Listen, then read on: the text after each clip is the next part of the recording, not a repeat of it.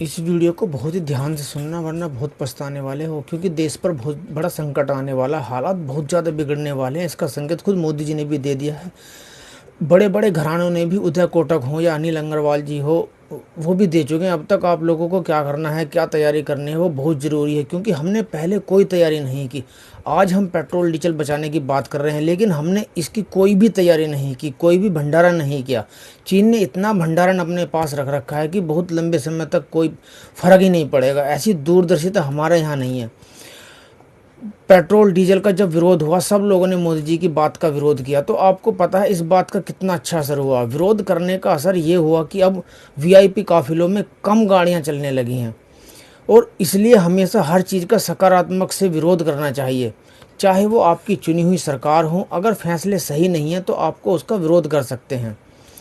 देखा आपने, गोपाल नेपाल जो बालेन शाह की सरकार को चुना गया, लेकिन उसने कुछ फैसले गलत लिए तो तुरंत से जनता सड़कों पर आ गई और उसके फैसलों को बदलना पड़ा। ये आपके अंदर भी होना चाहिए। विदेशी मुद्रा भंडार की बात करते हैं कि विदेशी मुद्रा भंडार भारत को कैसे कम होता जा रहा है। सोने पर देखिए, हम सोना नहीं खरीदेंगे, कोई बात नहीं, देश हित की बात है, नहीं खरीदेंगे, लेकिन इससे 50 लाख लोगों के रोजगार और रोटी बेटी पर संकट आने वाला है।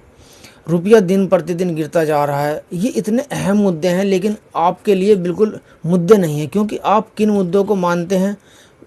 धर्म को मुद्दा बनाते हैं, धर्म के नारों को मुद्दा बनाते हैं, एक दूसरे को गाली देने का मुद्दा बनाते हैं। अंतर्राष्ट्रीय स्तर पर हमारी क्या पहचान है, आपको इस चीज़ से कोई लेना देना नहीं है। इसलिए मैं कहता हूँ कि जिस देश की जनता जागरूक नहीं है, उस देश पर दूसरे वाले जो देश है ना, हमारे हमेशा हावी रहते हैं और हम आत्मनिर्भर नहीं हो पा रहे हैं। उदय कोटक जी और वेदांता ग्रुप के जो अनिल अग्रवाल जी हैं, वो भी कह रहे हैं कि इस देश को आत्मनिर्भर बनाया जा सकता है। बहुत कुछ संभावनाएं हैं, हमें बाहर से कुछ आयात करने की ज़रूरत नहीं पड़ेगी। केवल कुछ पॉलिसीज बनानी है जिसके आधार पर हम पूरी तरीके से देश को आत्मनिर्भर बना सकते हैं।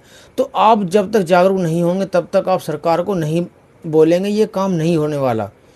एक बात कहूँगा, क्योंकि कभी भी संकट, युद्ध अगर ऐसा ही चला तो कभी भी संकट आ सकता है। इसलिए हमेशा अपने पास एक इमरजेंसी फंड जरूर रखिए।